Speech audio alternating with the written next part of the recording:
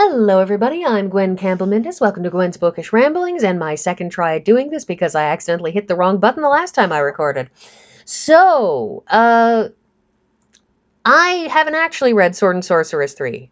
I have, however, read Mercedes Lackey's first published short story, her first item ever published, which appears in Sword and Sorceress 3. It also, fortunately for me, appears in Oathblood. Now, this is a bit of a complex situation because I have decided to present these books in chronological order of events happening. But Oathblood contains the first event in the Vows and Honor sub-series, which exists within the Valdemar series. However, it predates the genuine beginning of the Valdemar series, because the first books published in the Valdemar series are the Arrows trilogy. Arrows of the Queen was published in 87, whereas the book in Sword and Sorceress was published in 85. So that first short story, which also appears in Oathblood, both chronologically and in publication order, predates the Valdemar series proper. So there's this. However, the thing about Oathblood is Oathblood has a story that is set before the first novel of the Vows and Honor series. Here. The Oathbound. The Oathbound does not, in fact, contain Tarma, the one with the black hair, and Kethry, the one with the blonde hair. It doesn't actually contain their first meeting. That's in here. And in here. Then you have this book, which contains some chapters that appear in this book. So the Oathbound has some points where you don't have to read it because you've already read Oathblood, or some parts of Oathblood you don't have to read because you've already read the Oathbound. Oathbound is then followed by Oathbreakers, which I will be talking about separately. And then Oathblood has some short stories in it that pick up after Oathbreakers. So Oathblood is kind of happening simultaneously and at the same time and before and after the two books that make up the Vows and Honor duology. And this book makes it a trilogy, but it's kind of a collection of random things. And so what you kind of have to do if you're going to do this in chronological order is read the first book in this, read the first short story in this, then you read Oathbound, then you read Oathbreakers, then you read through this and skip over all the parts that you've already read in the Oathbound. Let's go back here. And then you finish by reading the parts of this that are following after Oathbreakers. And then we go on to the mess that is caused by the Sword, which is kind of a sequel to this, but also kind of a sequel to the Arrows trilogy, and that's very confusing, but I will talk about why that's confusing when I get there. So,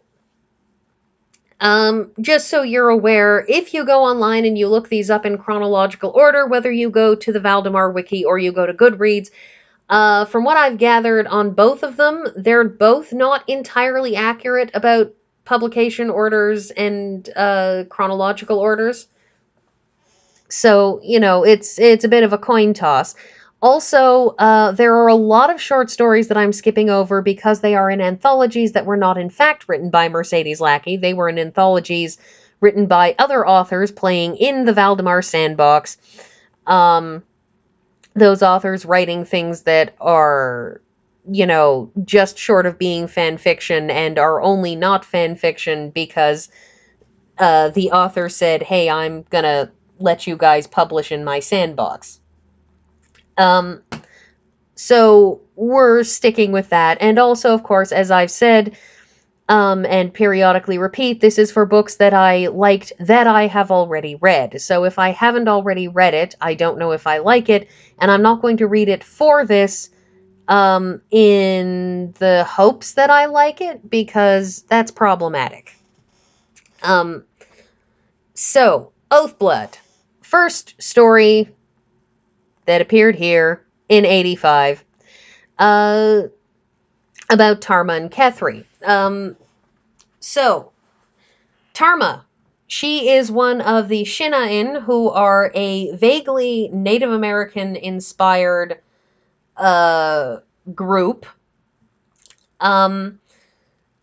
Now, there's a whole backstory to the Shin'a'in, which is made clear in the Storms trilogy, because, and is, it appears, it's clarified in the Storms trilogy, but you see its origins in the Griffin trilogy. That is, you had the kalenedral, and following the cataclysm, which was caused by the end of the war between Campbell-Mindes and good lord, there's way too much information in this.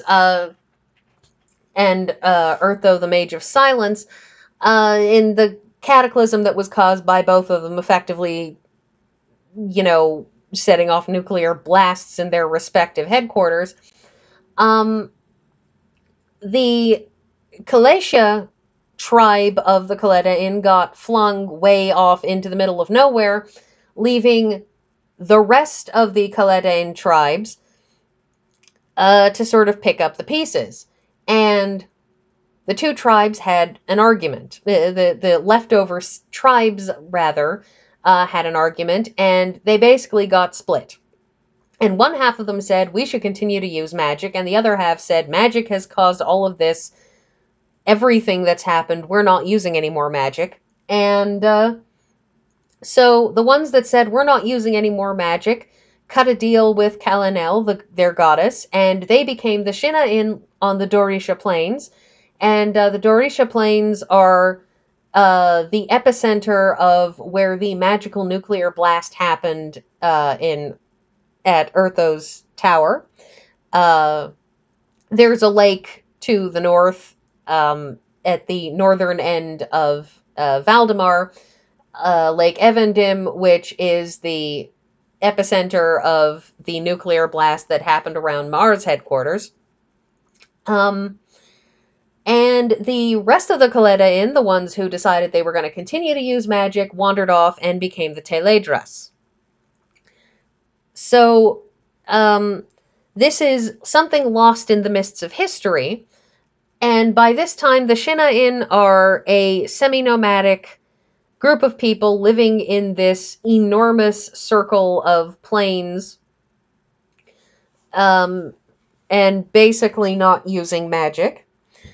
And the Teledras are magic workers living in the Pelagir Forest, which is kind of like the most horrible enchanted forest you could imagine ever. Everything in it is alive, and in a bad way. And they have been assigned a job by their goddess to fix all of that. But that doesn't come up here. What comes up here is the Shin'a'in and Tarma, who is of Clan Telesedrin, the Children of the Hawk. And we open with them celebrating a great time at a horse market, having, made a lot of money, which they will then be able to buy a whole lot of supplies. And then the clan will have an excellent time in the winter because they'll have all the supplies they need. And then they are attacked, and the entire clan, except for Tarma, is wiped out. Tarma is raped and assaulted, and at the start she has a gorgeous singing voice, which her voice box gets kicked in or crushed or something, and her voice basically is ruined.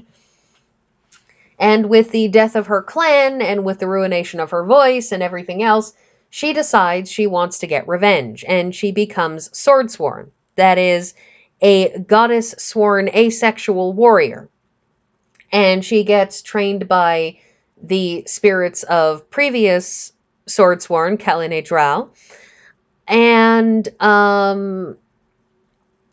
sets off on her quest to get revenge. And on the way, she meets Kethryveris, who is a sorceress, a journeywoman sorceress, who has been dragged into hunting down the men who murdered Tarma's clan because Kethry has a magic sword, and the magic sword will turn an untrained sorceress, because it only works for women, into a warrior for the duration of a fight, or it will protect a warrior from magic, but it won't add anything to the skill of the warrior, and it won't protect a sorceress from magic.